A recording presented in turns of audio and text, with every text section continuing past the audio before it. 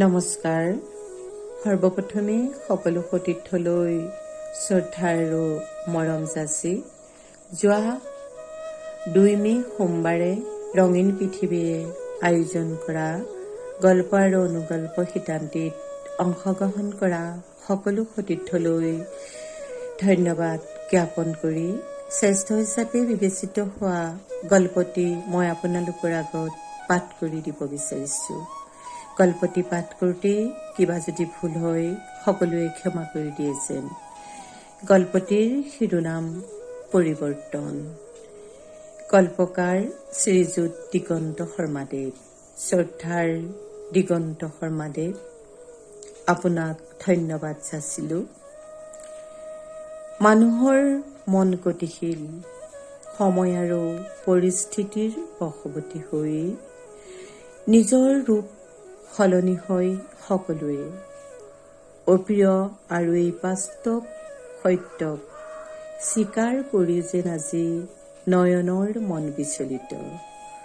সদায় সকলোৰে মৰম আৰু ভাল পোৱাৰ মাজত থাকিব বিচাৰে সি।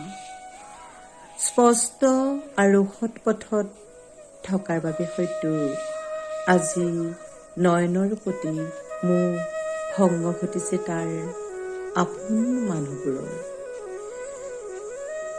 যিসকলৰ আদৰ্শলৈ সি নতুন ৰূপত তাৰ জীৱন আৰম্ভ কৰিব বিচাৰিছিল, আজি দেখোন সেই ভাল লগা মানুহবোৰেই তাৰ পৰা নিলগত অৱস্থান ঘটিছে।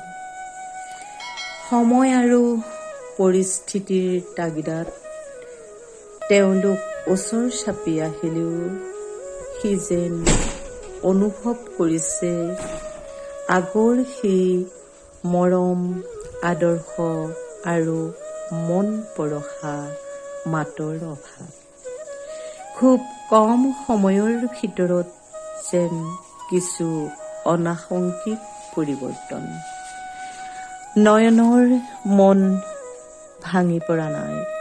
সি তাৰ নিজৰ জীৱন দৰ্শনক লৈ চলি যাব আৰু সময়ৰ পৰিৱৰ্তনৰ সোঁতত মিলি যোৱাৰ চেষ্টা কৰিব।